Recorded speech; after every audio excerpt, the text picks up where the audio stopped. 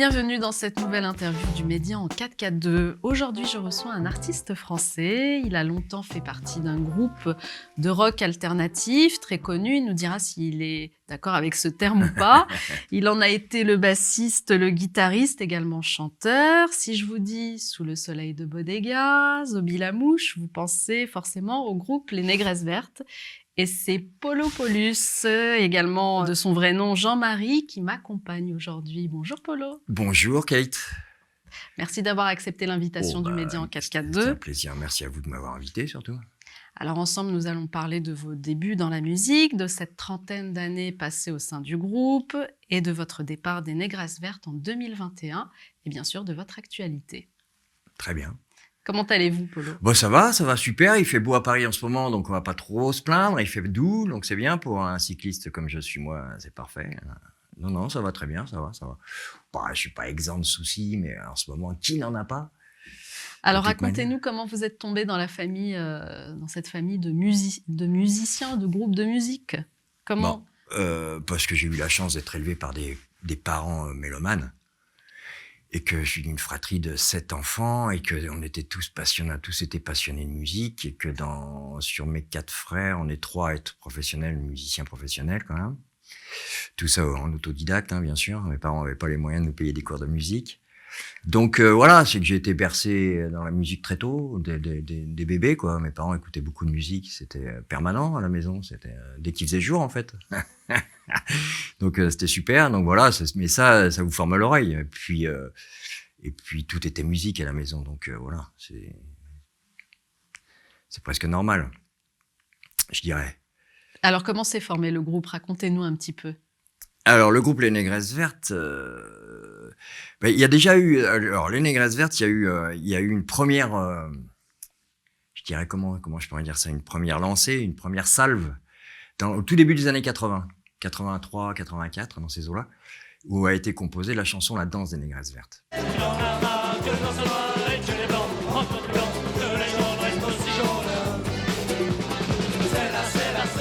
Oui, c'est la danse, c'est la danse. C'est la danse des Marseilles. C'est la danse des Négresses Vertes.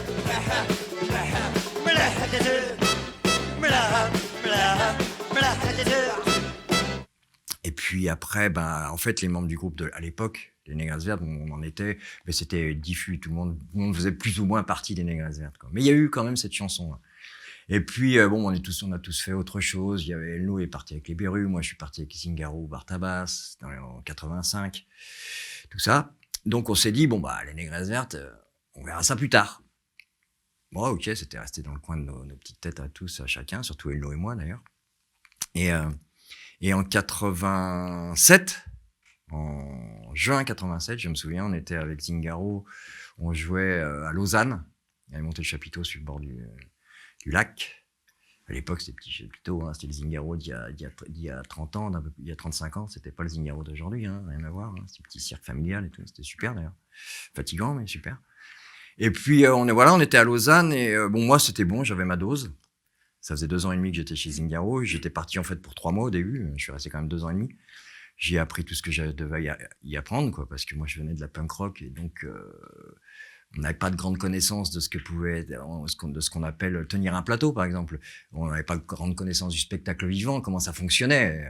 On montait sur scène et on faisait ce qu'on avait à faire, sans trop se poser de questions, ce qui était plutôt bien d'ailleurs. Mais Zingaro, ça m'a permis de savoir comment fonctionnait le spectacle.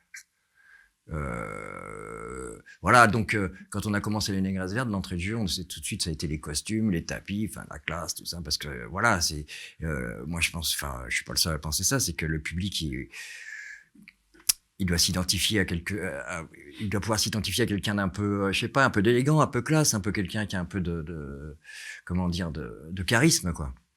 Et que je pense, hein, franchement, je peux me tromper, hein, mais je pense que quand vous arrivez sur scène, surtout avec la musique qu'on fait nous, après, selon la musique, ça peut être différent, mais vous arrivez sur scène en jean, en chemise un peu débraillée, et ça, je le sens pas.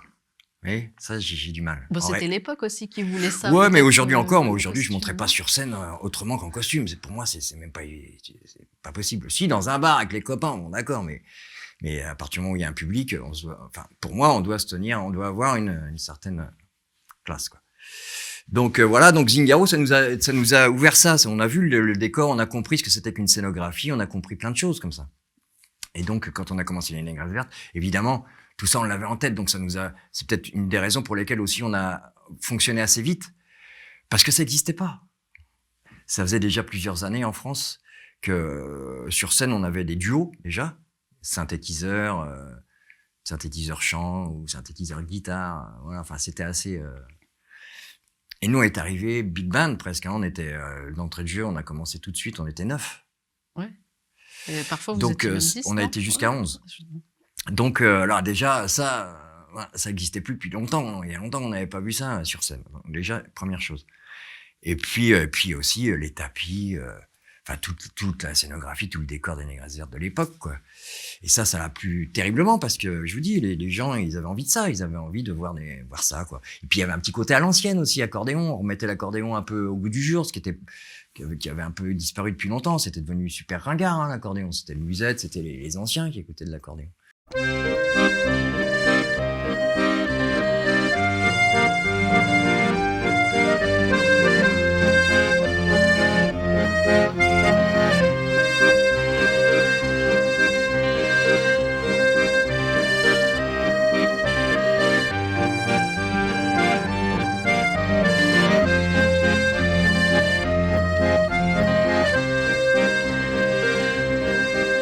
Voilà, il y a ça aussi, ça a pas mal aidé. D'ailleurs, dans le côté alternatif, puisque vous parliez du groupe alternatif, l'alternativité des Négresses vertes, elle était surtout là-dedans. Elle était dans le fait qu'à l'époque, on n'avait pas pris des guitares électriques, mais plutôt des guitares sèches et des accordéons. Là, on était alternatif, comparé au reste de la scène française, voire parisienne de l'époque. Ça, c'est certain, on était les premiers. Ça, c'était alternatif. Pour le reste, ça, faut voir. On a quand même signé notre premier contrat d'édition chez Virgin en 88. 88. Virgin, alternatif. Si les gens entendent alternatif, le côté label alternatif, tout ça, nous, c'est pas nous. Pas du tout. Même malgré que notre premier album soit sorti sur un petit label indépendant, Off the Track. Mais c'était pas un label français, c'était un label écossais. Et voilà. Mais enfin, en même temps, faut pas oublier non plus que quand on a sorti notre premier album, Les Négresses vertes, on n'était pas du tout bien vu par la profession. Hein. C'était dans les magazines de l'époque, comme Rock et Folk ou Best ou des trucs comme ça. C'était Les Négresses vertes, pourquoi pas les fromages blancs, d'où ça vient, c'est un montage de maison de disques, d'où ils viennent ces mecs-là. Enfin, truc de fou, quoi. Quand c'est pas eux qui fabriquent, ça leur plaît pas. Donc les médias vous ont pas aidé, quoi. Ah non, ils nous auraient même plutôt mis un peu des bâtons dans les roues. Mais bon, c'est pas grave.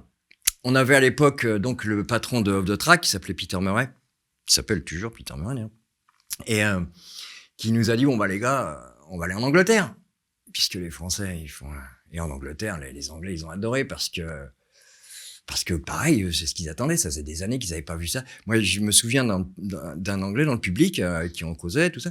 Il m'avait dit, mais nous, on n'avait pas vu ça depuis les Clash. Un groupe avec une présence scénique pareille, avec qu'on voit, mais qui malgré son côté un peu gitan, guitare, accordéon, machin, on avait une vraie attitude rock, quoi. C'était vraiment du rock, quoi. Si tu as la cucaracha, sacré bestiole cancrola, fais un pactole ligotola, au gré du vent du haut du mar, c'est un raz-de-marée que voilà. N'hésitons pas, ils sont là.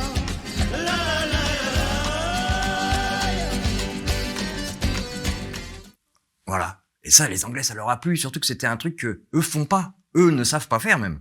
Par contre, tout ce qui est rock, basique qu'on connaît maintenant, ça, ils savent le faire. Donc, c'est beaucoup moins intéressant pour eux, les groupes français de rock. C'est bien, mais c'est pas hyper intéressant que nous. Ça, tout de suite, était intéressant. So Frenchy, ils disaient, quoi. So Frenchy. Et donc, c'est à quel moment Donc, c'était tellement français qu'en France, ça plaisait pas, forcément. On était trop français pour la France. Et à quel moment, justement, en France c'est simple, c'est qu'on est revenu de cette tournée en Angleterre qui a duré pas mal de temps, parce qu'on est allé en Écosse, on est allé en Irlande, on a pas mal tourné quand même. Et ben, on est rentré en France avec un dossier de presse comme ça, dithyrambique. Déjà, la première page, c'était Les Négresses vertes, la plus belle invention française depuis la 2 chevaux.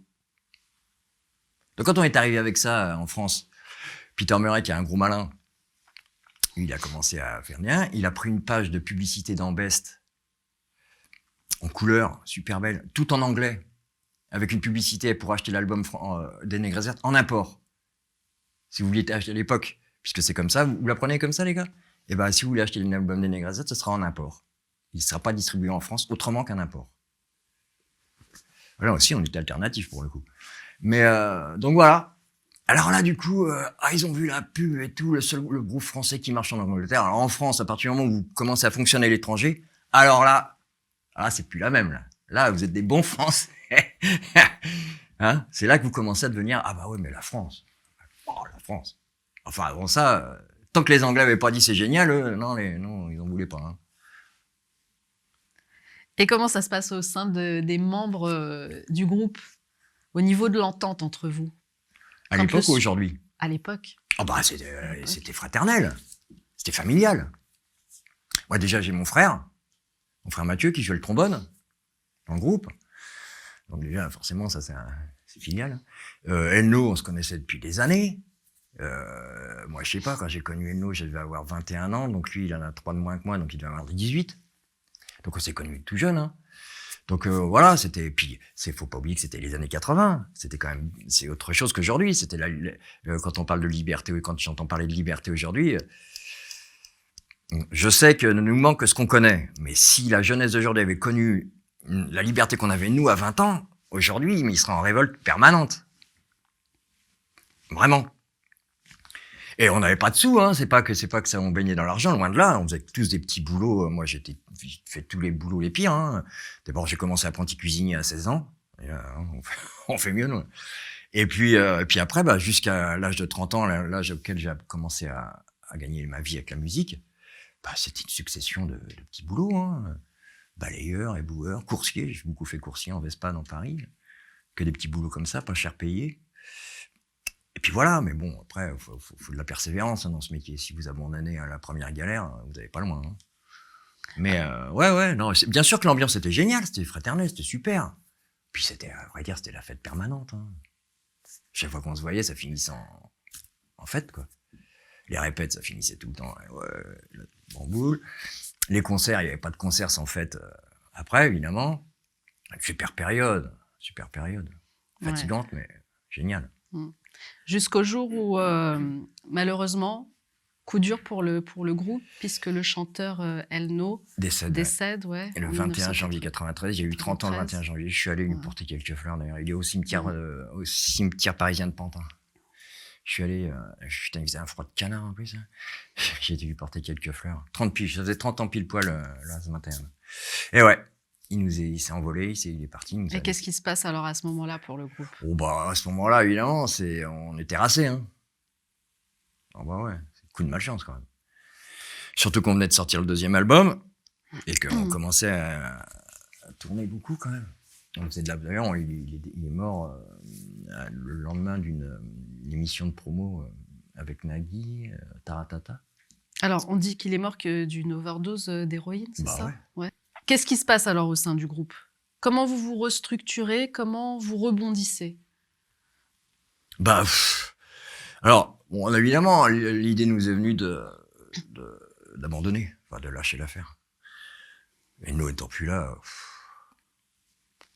plus trop bref, quoi, c'était trop dur. Et puis on a été rattrapé par la manche, par le callback, je dirais même plutôt par nos managers et compagnie, maison de disques et tout. On dit non, c'est pas possible. Et en même temps, nous on s'est dit c'est vrai, on a construit ce truc-là, c'est quand même un peu dommage de laisser tomber. On a des choses à dire, on a des chansons, on a un disque qui sort. Donc on a réfléchi, on a travaillé de notre côté, on a refait un nouvel album, des nouvelles chansons, tout ça. Et puis on est retourné en studio en septembre 95. Presque 2 ans après, quoi. Presque 1 an et demi après, ouais, presque 2 ans. Et puis voilà, l'album Zigzag. Puis après, on est reparti, hein. Qu'est-ce que vous voulez, on a continué. On a continué notre métier. Et vous, en 2001, vous décidez de quitter le groupe? En 2001, oui. En 2001, oui. J'ai quitté le groupe une première fois en 2001. Ouais. Pour quelle raison? C'était plus... c'était plus comme j'aimais, quoi, à vrai dire. C'était trop devenu du showbiz, quoi. Ouais. Moi, j'ai du mal avec ça. J'ai du mal avec les gros festivals, j'ai du mal avec ces machins-là. Ça ressemble trop à du commerce, quoi. J'ai vraiment du mal. Hein. Et pourtant, en 2018, vous retentez l'aventure pour Bah, les 30 ans alors, du ce qui groupe. s'est passé, en fait, c'est que... Alors, en 2001, hop, je suis parti sur le plateau du Larzac, j'ai vécu sur 10 ans. Génial. Je vous conseille à tout. Ça devrait même être remboursé par la sécurité sociale, ça, d'ailleurs. 10 ans sur le plateau du Larzac pour vous faire une santé, c'est très bien. En plus, vous n'êtes pas sollicité, vous pouvez vivre avec 3 francs 6 sous, c'est pas un problème. La nourriture est pas chère.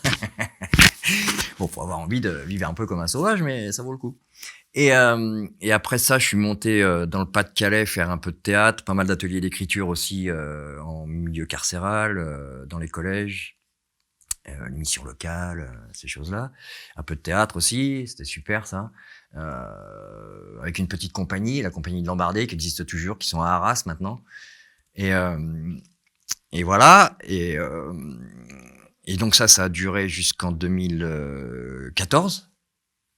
Voilà, j'ai quitté le Larzac en 2011, voilà, 2014. Et en fait, c'est Bart Havas qui me rattrape par la manche en 2014, parce que je le vois plus fréquemment, parce que je suis remonté un peu dans le Nord, donc je le vois plus souvent. Et il me dit qu'il prépare une nouvelle création, et il me demande si je veux pas en être. Bon, j'étais bien dans le Nord, j'avais des choses à faire et tout, mais bon, c'était intéressant, c'est toujours intéressant de travailler avec cet homme-là, de toute manière, hein. Même si c'est pas facile, mais c'est toujours intéressant. Et donc, du coup, je rembraye avec le père Bart Havas en donc 2015-2016, le spectacle On achète bien les anges. Voilà, où j'étais clown musicien.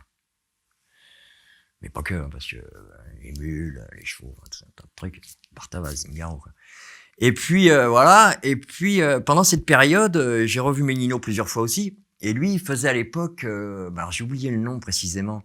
C'était une scène qui tournait un peu partout en France, là, où c'était des artistes des années 80, 90. Mais alors, j'ai oublié le nom, ça avait un nom, c'était, je sais plus, les années 80, ou je sais plus. Et donc, il faisait ça, et il jouait 3 titres, je crois me souvenir. Et je l'avais vu d'ailleurs dans les arènes d'Alès, dans le sud. Et voilà. Et puis ça lui a mis la puce à l'oreille pour remonter les Négresses Vertes. Puisqu'il y avait une la prod qui était, c'est Décibel Productions. Et apparemment, c'était chaud, quoi. Ils avaient envie de remonter les Négresses Vertes, tout ça. Moi, bon, pas hyper chaud, ça me plaisait bien, parce que retrouver les copains, c'est toujours plaisant. Mais j'étais quand même moyennement chaud, parce que je sais à quoi je m'attendais. Ça les rebolote fait. Alors Donc au début, vous non. n'étiez pas fâché alors en 2001? Non, pas du tout. Non. D'accord. Mais non. Le problème, c'est que alors 2018, au tout début, c'était génial parce qu'on a fait des petits clubs en Belgique, on jouait dans les petits. Alors là, et à partir enfin ça, c'était le premier semestre de 2018. Et après, on a commencé les gros festivals. Alors là, j'ai commencé à me dire merde, tout ce que j'aime pas. Mais bon, c'est pas grave, c'est notre métier, on le fait. Même si je sais que c'est pas, à part que ça fait rapporter de l'argent et que ça fait vendre, ça vous fait vendre, vous, parce que c'est un peu un mercato, hein, ces trucs-là. Hein, les festivals, c'est fait pourquoi? Le public, la plupart du temps, c'est pas votre public, c'est un public qui est là, il voit tout, il prend tout. D'ailleurs, moi, le public festivalier, je suis pas un grand fan de parce que il est pas là, enfin bon, voilà, il écoute, mais il écoute pas vraiment, Enfin, moi, les festivals, de toute manière, surtout les gros, hein, j'entends pas, les petits festivals familiales, par contre, j'adore, hein, là où tout le monde se connaît plus ou moins, dans les villages et tout, ça, ces petits festoches-là, c'est super. Mais les gros festivals, genre Vieille Charrue, alors je dis pas du mal des Vieilles Charrues, évidemment pas, mais moi, ça me convient mal, je suis pas bien, je suis pas à ma place là-dedans, quoi. Alors, donc, voilà. Donc, je me suis accroché, j'ai dit, bon, allez, papa, t'as dit oui, hein. Donc, voilà, j'ai fait le boulot jusqu'en 2020. Où là, c'était... Qu'est-ce qui se passe à ce moment-là? Voilà, ce qui se passe, c'est que tout le monde est devenu complètement malade mental, quoi. Complètement fou. Plus aucune réflexion, plus aucun sens critique, plus rien. Plus rien. Ils acceptent tout. Des suivistes. Messieurs, mesdames, vous voulez pas prendre un peu des informations, réfléchir? Vous êtes sûr de vouloir faire ce que vous faites là? Parce que ça, c'est dramatique. D'avoir cautionné ça pour les artistes français, je suis désolé. Et quand je dis les artistes français, attention, je parle principalement des artistes qui avaient tribune, que ce soit dans les médias télévisés, presse locale ou régionale, radio, locale ou régionale, tous ces gens-là qui font plus de 50, 60, 80, 100 dates par an, eux, ils avaient la possibilité de dire attention là, c'est quoi ça? Ils l'ont surtout pas fait. Surtout pas. Ce qu'ils voulaient, évidemment, c'est le show business, quoi. Si le show business avait de l'éthique, ça se saurait, hein. Ça se saurait. Mais c'était quoi vos points de discorde exactement? Oh, bah, parce que moi, j'étais pas du tout d'accord pour cautionner le fait de jouer devant un public qui soit masqué, séparé, je sais plus comment ils appelaient ça, là, machin truc, là, testé, contrôlé. J'avais fait une liste de tout ce que les spectateurs devaient faire pour venir voir un spectacle. Il y avait 7. J'ai fait une interview en début 22 et je disais ça. Pour que quelqu'un puisse rentrer dans un spectacle, il y avait 7 choses à respecter. Donc, pour moi, c'est pas possible. C'est pas un artiste, ça, déjà pour moi. Bon, ça c'est ma pensée. Hein, mais ça, déjà un artiste, quelle que soit sa discipline, se doit d'être subversif déjà. Pour moi, hein, maintenant, je veux pas imposer ça à tout le monde, évidemment pas, mais au moins de la réflexion. Notre rôle, il est pas d'accepter. On est proche du peuple, nous, le public, les artistes. Enfin, moi, je me considère comme étant faisant partie du peuple. Je joue devant ma famille, quoi, à chaque fois. Ma famille sociale, je dirais. Et moi, imposer ça à ces gens-là, à mes potes, à ce public, à mon public. Non, mais c'est pas possible, je peux pas. Je me retrouve dans la peau du ministre qui nous l'impose. C'est pas possible pour moi, c'est un truc de fou. Et au sein du groupe, vous vous êtes retrouvé un peu seul contre tous, pas c'est un ça? peu, complètement. On n'en a même pas parlé. Pour quelle raison? Normalement, enfin, qu'aurait dû se passer? C'est que dès qu'il y a eu ça, on aurait dû tout de suite avoir une réunion pour savoir ce qu'on allait faire dans l'année qui allait venir. Est-ce qu'on joue, est-ce qu'on joue pas? Est-ce qu'on fait comme... j'ai pas retrouvé son nom, lui. Qui lui avait dit, bah non, bah si c'est ça, puisque le pass sanitaire est imposé au rassemblement de plus de 1000 personnes, et ben je jouerai pas devant plus de 1000 personnes. Mais il faut que je retrouve son nom à cet artiste-là, impérativement. Et ça, c'était super. Moi, j'aurais voulu qu'on fasse ça, justement. Et c'est le problème. C'est que les Négresses Vertes, à l'époque, et encore aujourd'hui, elles sont dans le show business jusque-là. Et le show business, the show must go on, il y a longtemps que ça veut plus dire que le spectacle continue. The show must go on, pardon, il y a longtemps que ça veut dire, il y a longtemps que ça veut dire l'argent doit continuer de rentrer. C'est pas que le spectacle doit continuer, c'est que l'argent doit continuer de rentrer. C'est une grosse différence. Et on le voit là, on le voit en 2020. Normalement, le milieu du spectacle, et je le redis, surtout ceux qui avaient la possibilité de le dire, ceux qui sont appuyés par des grosses boîtes de prod, qui sont appuyés par des tourneurs, par des managers, par des maisons de disques, c'était à eux de le dire. C'était à eux de dire, attention, nous les artistes, c'est pas notre rôle de faire ça.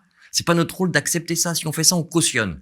Et moi, je pense fortement, et ça, je suis pas le seul à le penser, que si les artistes à l'époque, d'un bloc, d'un seul, encore une fois, quelle que soit la discipline, avaient dit, non, mais pour nous, les artistes français, ça, l'imposition du pass sanitaire et du masque, ou de quoi que ce soit d'autre d'ailleurs, dans les spectacles, pour nous, c'est pas vivable. Donc, si le gouvernement impose ça, il y aura pas de spectacle, il y aura pas de festival, il y aura pas de théâtre, il y aura rien. 2021, il y aura pas de festival, il y aura rien. Je peux vous dire qu'il y aurait pas eu de pass sanitaire, il y aurait pas eu de masque. Parce que vu la manne financière que représente la culture en France, et que de mai à septembre, c'est énorme. Je peux vous dire que si les artistes avaient fait ça, s'il y a eu un vrai lever de bouclier des artistes, de tous les artistes, mais je le redis, principalement parce que ce qu'il faut pas oublier, c'est quand les artistes qui eux fonctionnent, qui ont des soutiens, d'avoir accepté ça, d'avoir cautionné ça. Faut pas oublier qu'ils ont mis, passez-moi l'expression, dans la merde, des artistes indépendants, qui eux ne sont pas forcément à l'intermittence du spectacle, qui n'ont pas forcément ce statut. Au contraire même, ils ont même galéré sérieusement pour pouvoir l'acquérir. Ils ont pas des taux, et quand ils arrivent à l'acquérir, ils ont les taux minimums, genre entre 45 et 45 euros. Alors que ceux qui font 100 dates par an, c'est 65, 75 jours. Mais ces gros artistes, en acceptant ça, en cautionnant ça, ils ont mis tous ces artistes-là indépendants qui, eux, galèrent comme des sauvages parce qu'on est nombreux à être dans cet état, j'ai un de mes frères qui est dans cette situation-là. Et ben, tous ces artistes-là, ils ont dû se faire injecter à un moment pour pouvoir jouer, travailler. Tout ça parce que les gros artistes qui, eux, sont fourrés d'oseille. Hein. C'est maison en pavillon de banlieue à Paris, quelques appartements dans Paris, plus une maison avec piscine dans le sud de la France. Hein. Faut pas croire, hein, les gros artistes, là, qu'est-ce que tu fais? Hein?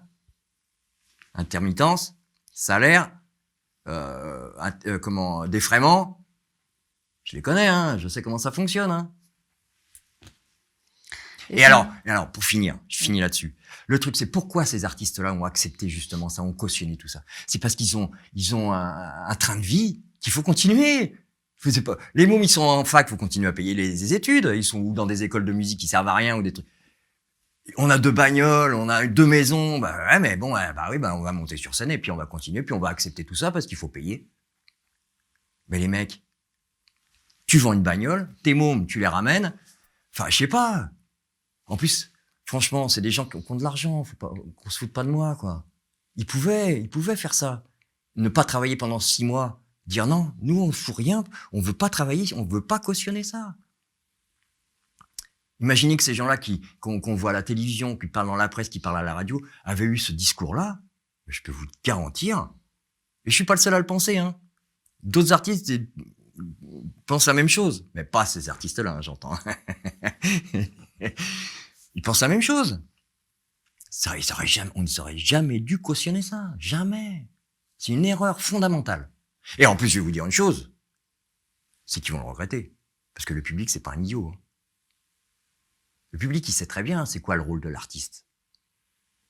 Alors là, évidemment, en 2021, ça a marché parce que les gens, ça faisait 6 mois, 1 an qu'ils étaient bouclés. Évidemment, vous ouvrez les vannes, on vous shoot et puis vous pouvez voir des concerts. Tout le monde le fait. Malheureusement.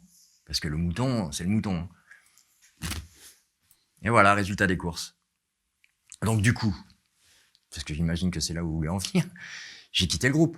Effectivement. J'ai pas pu faire autrement. Moi, j'aurais aimé qu'on discute, qu'on en parle, qu'on trouve une solution pour jouer peut-être que devant 1000 personnes, pas faire de gros festivals durant l'été 2021, et puis puis avoir ce discours-là. Mais non, c'est pas comme ça que ça s'est passé, pas du tout. Donc j'ai quitté le groupe, c'est vrai. J'ai dit bon bah basta, je m'en vais. J'ai même pas eu envie de discuter avec qui que ce soit. J'ai bien vu que de toute manière, c'était fini, c'était mort, c'était pas la peine. Je pouvais rien faire là. Là, c'était tout le monde était coalisé pour continuer. Sans rien changer du tout, quoi. Vous avez été le seul à quitter le groupe? Le seul. D'accord. Même votre frère Le seul. D'accord. Le seul. Mais je leur ai pas demandé d'arrêter. D'ailleurs, ça m'aurait pas bien demandé. C'était pas le but du jeu. Mais de faire autrement. En plus, c'est les Négresses Vertes. Les Négresses Vertes, quand on voit les Négresses Vertes, c'est des chansons contre la discrimination. C'est des chansons contre le racisme. C'est des chansons contre l'ostracisme. C'est pas possible. On peut pas chanter Zobi la mouche, alors que c'est une chanson pure, anarchiste, voilà, quoi. Mais lisez le texte, écoutez-le. C'est quoi Zobi la mouche? C'est pas une chanson, merci monsieur le gouvernement, merci monsieur le président. Rien à voir, c'est l'inverse. Vous savez, quand on a commencé ce groupe avec Enlo, la ligne politique, si je puis dire, du groupe, c'était ni Dieu ni maître. C'était pas droite-gauche, machin chose. Non, non, pas du tout, nous. On sait très bien d'où viennent les problèmes. On sait trop bien d'où viennent les problèmes. Tous. Autant qu'on est. Ils viennent d'où les problèmes? Pouvoir, capital. Donc moi, quand on a commencé, en plus, moi cet esprit-là, je l'avais depuis longtemps, elle l'a aussi d'ailleurs. Hein. Moi j'étais apprenti, hein, j'étais maltraité, mal payé, la totale, quoi. Quand vous sortez de là à 18 ans, c'est assez ça le monde du travail, c'est ça les patrons, c'est cette vie-là que vous voulez me faire faire. Ah non, pas du tout, non. Donc voilà, et les Négresses Vertes qui cautionnent ça. Ah ben j'ai cru tomber à la renverse. De toute façon, moi c'était très difficile pour moi de quitter ce groupe, hein. J'ai mis du temps, hein. Il m'a fallu du temps. J'ai commencé à y réfléchir, à y penser au mois de mai ou avril-mai, quelque chose comme ça, et puis ça m'a torturé, quoi. Je dormais plus, j'ai eu des crises de larmes, je savais même pas pourquoi, je rêvais d'Enlo, enfin, c'était tout tourneboulé dans ma tête, quoi. Mais aussi bien que j'ai regretté, à cette période-là, je me suis dit, mais j'aurais jamais dû repartir en 2018, quoi. J'aurais jamais dû. Je me disais ça, quoi. Bon, maintenant, ce qu'elle fait, mais putain, j'ai fait une bêtise, quoi. Et là, j'ai fait une bêtise. Aujourd'hui, je serais tranquille, j'aurais pas de problème, quoi. Et depuis, vous êtes toujours en contact avec eux? Oh bah ou non, plus c'est du la tout? guerre. Plus du tout, Oh. d'accord. C'est la guerre. Ah ouais, je suis obligé de prendre des avocats pour récupérer ce qu'on me doit. Hein. Voilà. Ça, Je peux c'est pas parler de malheureux. plus de choses parce que voilà, Oui. mais non, c'est n'importe quoi. C'est n'importe quoi. Et puis sans oublier quand même que ceux qui sont sur scène aujourd'hui, qui jouent encore, hein, il y en a pas un qui est à l'origine du groupe. Alors je vais pas dire c'est un ersatz des Négresvert, ce serait pas vrai. Mais voilà, ceux qui sont là, c'est ceux que Eno et moi sommes allés chercher pour qu'ils soient sur scène. Donc au moins, il pourrait avoir ce petit respect-là quand même, d'écouter un peu ceux qui ont fait ce groupe, quoi. Et je dis pas qu'on a tout fait, hein, loin de là. Hein. Un homme comme Méguino, ce qu'il a amené dans le groupe, c'est énorme. C'est énorme. Mais c'est pas parce qu'il a amené quelque chose d'énorme dans le groupe que ça l'autorise à massacrer l'âme du groupe. En aucun cas. En plus, vous savez, dans les Négresvert, il y a aussi des chansons comme Hey Maria. Écoutez-la, lisez le texte. C'est une chanson contre la médecine gouvernementale. C'est pas dur. C'est pile poil ça. Dans le texte, c'est exactement ça. Alors, incroyable. À croire qu'Elno avait pensé que ça allait nous arriver un jour, cette affaire-là. Et les mecs qui chantent ça devant des gens masqués. Oh, oh. Et aujourd'hui que le pass sanitaire n'existe plus, en tout cas pour assister à un concert ou un spectacle, si demain les membres du groupe vous demandent de le réintégrer. Ça risque pas. Ça risque pas. Ça, alors là, c'est même pas la peine que j'y songe. Hein. Là, ça risque pas du tout. Non. Vraiment pas, non. Surtout que... Ça risque pas parce que ça risque pas de leur part, ou c'est parce que même si on vous le proposait, vous ne voudriez pas? Mais on me proposerait pas. Quelle idée, sûrement pas. Vous savez, en plus de ça, ils devraient même être contents que j'ai quitté le groupe à cette période-là. Parce que si je l'avais pas fait, les Négresvert, ça aurait été censuré dès les 2 premières dates. Parce que moi, par contre, si j'avais pas quitté le groupe, et c'est une des raisons pour lesquelles j'ai quitté le groupe aussi, parce que je voulais pas leur casser complètement le moral, quoi. Mais si j'étais monté sur scène, et Méguino le savait d'ailleurs, ce que je lui avais dit, moi, j'aurais pas fermé ma gueule, hein, je peux vous garantir. Hein. Là, j'aurais eu un discours des plus, comme on dit aujourd'hui, des plus complotistes. J'ai failli chercher le mot, pourtant on l'entend souvent. Vous voyez ce que je veux dire? C'est que moi, j'aurais balancé total. J'aurais dit aux gens, enlevez vos masques, ça sert à rien. Moi, je veux voir vos visages, sourire. Enfin, là, c'est sûr qu'au bout de 2-3 dates, les Négresvert, au revoir, monsieur, dame, vous, ou alors vous changez de chanteur, ou alors vous partez. C'est ce qui se serait passé. Et là, ils auraient été censurés, et puis, voilà, puis pour 6 mois, quoi. Donc, je suis parti, ils ont pu continuer à travailler. Rien que ça, ils devraient me remercier, déjà. Oui. Et aujourd'hui, qu'est-ce que vous faites alors, Polo? De la musique. Bien sûr, si vous voulez que je fasse d'autres. Vous avez pu rebondir? Je lis aussi, je lis beaucoup. J'aime beaucoup, moi en même temps, j'adore ça, la lecture.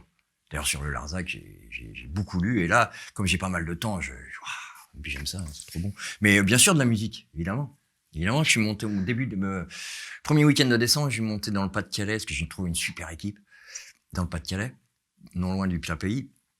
On a enregistré 3 titres du Rétif, parce que mon groupe aujourd'hui s'appelle Le Rétif. On peut comprendre pourquoi. Mais ceci dit, le Rétif, moi, j'avais déjà commencé sur le Larzac. Quand j'étais sur le Larzac, faut pas croire que je suis resté sur le Larzac pendant 10 ans à rien faire. Chez moi, c'est pas trop possible. Donc, j'ai beaucoup écrit, fait des chansons que j'ai commencé à mettre en place sur le Larzac, que j'ai continué un peu aussi dans le Pas-de-Calais, justement avec le guitariste avec lequel je travaille aujourd'hui, qui est super guitariste, un homme de Saint-Omer, du Nord, qui lui a trouvé une équipe basse-batterie géniale. Donc, on a enregistré au mois de décembre 3 titres. Super. Je suis super content. C'est exactement le son que je recherche depuis presque 10 ans. C'est ce son-là que je cherche depuis presque 10 ans. Et eux, ils me l'ont...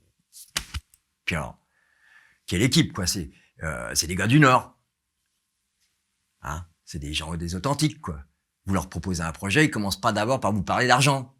Ah, mais les répètes, ils sont payés et c'est déclaré l'intermittence du spectacle. Et ça, ce genre d'équipe, impossible de trouver ça en région parisienne. Hein.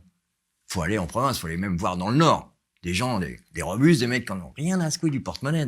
Pourtant, c'est des pères de famille, hein, c'est des jeunes gars, des pères de famille. Mais un projet, il n'y a pas de sous, on y va. Et en plus, ils font un travail, mais... Oh! Alors, vous nous préparez quoi, alors? Le Rétif. Le Rétif, bah voilà. Alors, un album comment, alors, un album où faudrait déjà... Pour ça, il faut un label. J'en ai pas. j'ai pas d'argent, j'ai pas de label, je suis à la retraite depuis le mois de janvier, j'ai une super retraite, par contre ça j'ai de la chance, j'ai 330 € d'Agicarco et 368 € de la CNAV.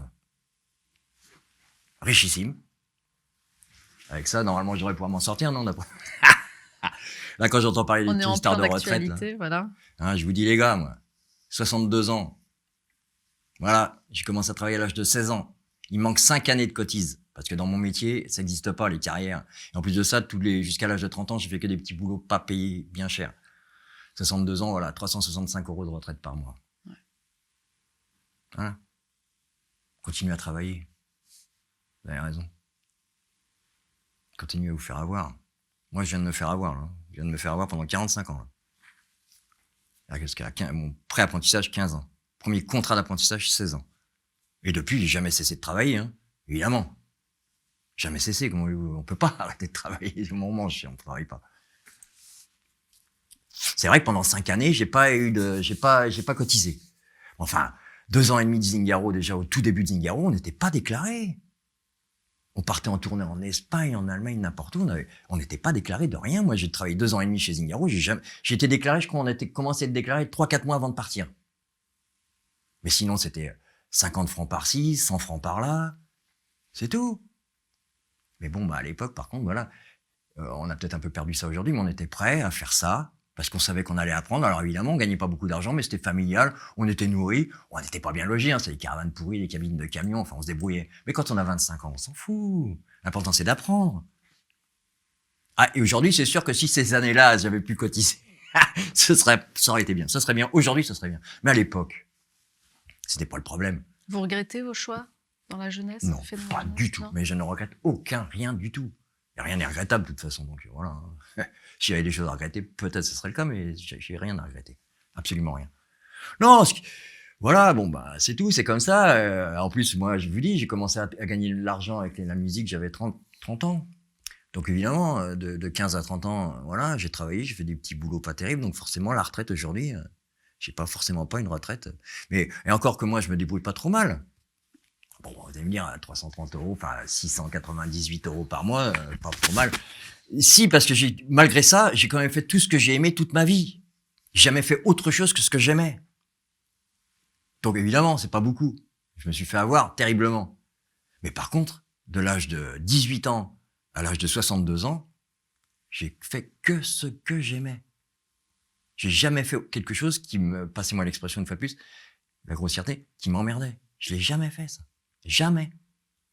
Et si toutefois ça m'est arrivé de tomber dans un truc, oulala, ça durait, c'était très court, hein, j'avais vite compris, on change de chemin. Non, moi j'ai toujours fait que ce que j'aimais, donc bon, c'est sûr, je touche pas beaucoup de retraite, c'est sûr. Bon, enfin bon, au moins, j'ai ça pour moi. J'ai ma vie que je suis trop content. C'est pour cette raison que vous réitérez l'expérience avec le Rétif? Parce que je peux pas faire autrement. Je peux pas. Bon, déjà une chose, c'est que j'espère qu'on va pouvoir jouer, qu'on va travailler, qu'on va faire des concerts, parce que les uns comme les autres, eux qui sont jeunes pères de famille, bon, moi je suis pas, ça va, je suis retraité. Enfin bon, faut bouffer quand même. Donc c'est bien si on peut tourner, faire des dates et tout. En plus c'est un bon groupe, c'est un bon groupe. C'est dans l'air du temps, ce qu'on chante, c'est pile poil là maintenant là. Donc j'espère bien, oui, qu'on va pouvoir travailler, mais c'est surtout parce que je sais qu'est-ce que je vais faire sinon. Alors j'adore la lecture, c'est sûr que je peux rester chez moi à bouquiner des heures. Je le fais régulièrement, hein, des heures d'affilée, des journées même, sans sortir de chez moi, juste pour lire, juste pour le plaisir de rien entendre et d'être dans un livre. Mais bon, c'est pas non plus toute la vie, quoi. Moi j'ai besoin d'action. Et surtout j'ai besoin de chanter, d'être sur scène, d'être avec les copains, d'avoir ce qu'on appelle dans la musique une espèce de vibration. Les Espagnols, ils ont un mot pour ça, les gens de flamenco. Ils appellent ça le duende. C'est quand vous avez tout le monde, le groupe ensemble, au même moment, on les poils qui se dressent, les flamenquistes, je sais pas comment ça s'appelle ça. Ils appellent ça le duende. C'est un truc, c'est une vibration, c'est un truc, c'est, d'y penser d'ailleurs, vous voyez, j'y pense, ça me provoque ça un peu, tu vois. Mais ça, je sais pas que je suis pas un toxico du duende, mais c'est tellement bon. Et puis surtout, c'est que c'est bon. Pourquoi ça nous fait cet effet-là? Alors ça peut arriver en répète, hein, juste, mais surtout ce qui amplifie ça, c'est le public.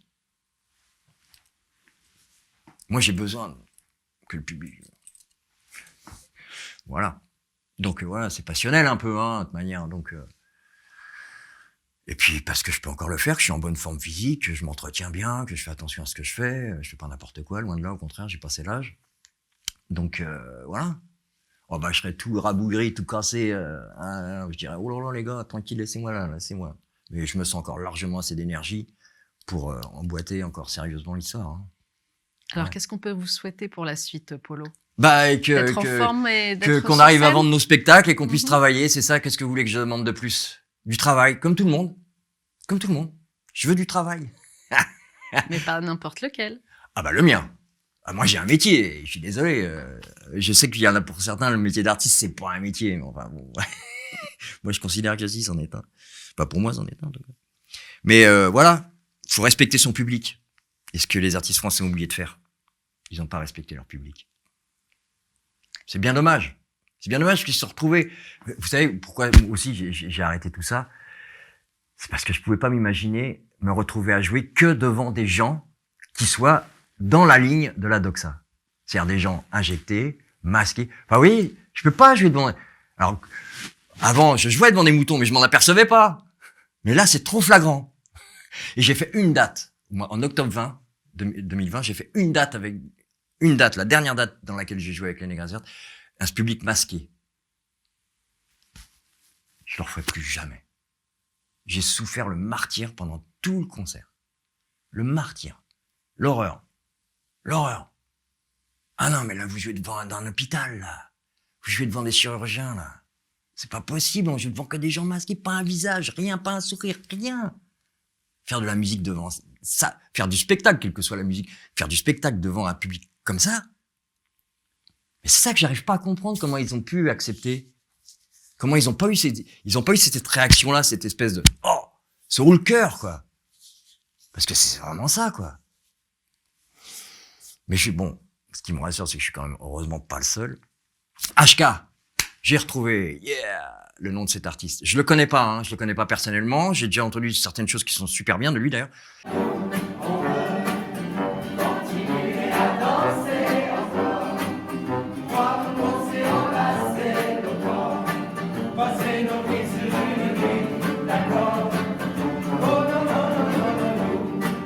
HK. Lui, HK, il a dit no way, il a dit quoi? Imposé à 1000 personnes? Eh ben, je jouerai devant 999. Bravo, monsieur HK. Moi, ce que j'aurais aimé que ce soit ça, que les Négresses Vertes fassent ça. Mais il y a aussi Chill, je crois, Chill des IAM aussi, je crois, qui était pas très d'accord avec tout ça. Je sais pas ce qu'il en a fait vraiment, mais j'ai entendu quelque chose à l'époque où il était dit, il disait lui, oh là là, c'est quoi cette affaire-là? Oui. On craint des gains, il a dit. Il a raison. Mais lui et HK, je sais que ces deux gars-là, ils ont été sur le coup. Après, le reste, ils ont... moi, il y en a peut-être que je connais pas, hein, mais de ceux qui ont la parole, de ceux qui ont la tribune dans les médias, c'est les deux seuls qu'on dit ce qu'ils allaient faire et comment ils allaient le faire. Et ils allaient en contre, en plus de la doxa, quoi. C'est les seuls que je connaisse. J'aimerais bien qu'on me dise, non, mais attends, il y a celui-là, il y a lui, il y a lui. Vas-y, envoie la liste pour voir. Hein. J'ai peur qu'on soit pas très nombreux. Alors, où peut-on suivre votre actualité, Alors, Polo? bientôt, très bientôt, il va y avoir sur le net, sur YouTube, 3 titres du Rétif. Bon, alors les vidéos, ça met un peu plus de temps. Comme j'ai pas de sous, évidemment, c'est tout du système D, les copains, machin. Donc voilà, ça prend toujours plus de temps. Donc les vidéos vont pas être prêtes tout de suite, mais je vais quand même les mettre en ligne, les chansons. On mettra un petit encart vidéo en cours de fabrication avec le visuel et puis la bio pour que les gens sachent à qui ils aient affaire. Et ça s'appelle Le Rétif 94. Le Rétif 94 sur YouTube. Voilà. Et d'ici une semaine, 10 jours. Il va y avoir là et hop, je vais mettre en ligne des nouvelles chansons, 3. Le Rétif, la chanson éponyme. Le Banc, qui est une chanson d'amour.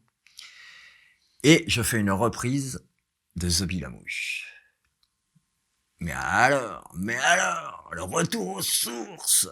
Ça va vous attirer des foudres, ça, non? Non, c'est moi qui l'ai écrite. Bah, peut-être, hein.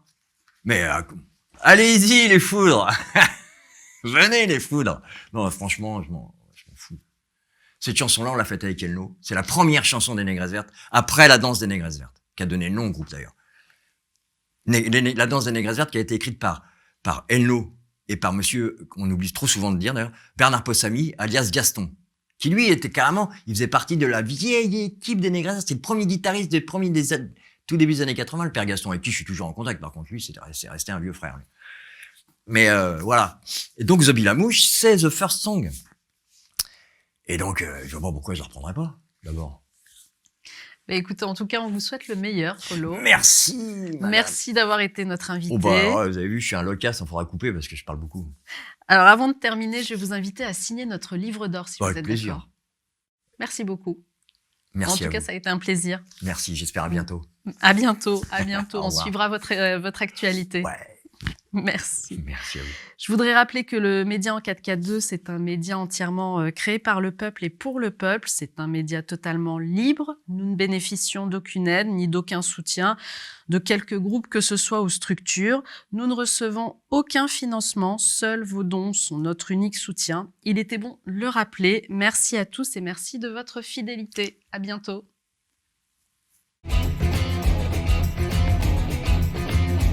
On m'appelle Sophie, oui c'est moi la mouche. Je suis pas tant crédible car on me trouve louche.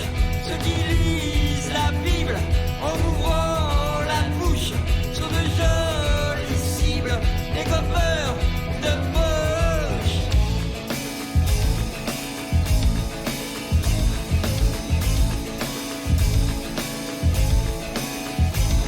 Et hop dans le mille, je fonce dans le gosier, je ressors pas les foulées. Et hop dans le mille, je fonce dans le gosier, je ressors pas les foulées. Zombie, zombie la moche, zombie, zombie la moche, zombie, zombie la moche, zombie, zombie la moche.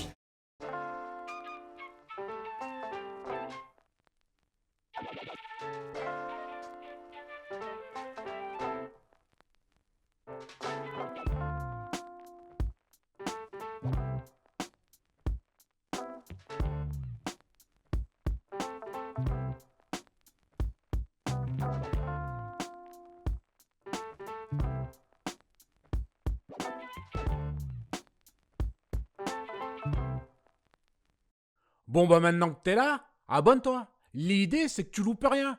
Donc clique sur abonner et aussi sur cette cloche à la con pour qu'elle t'avertisse. Bon je te laisse, je vais dans mon grenier. Et je te dis à bientôt mon ami.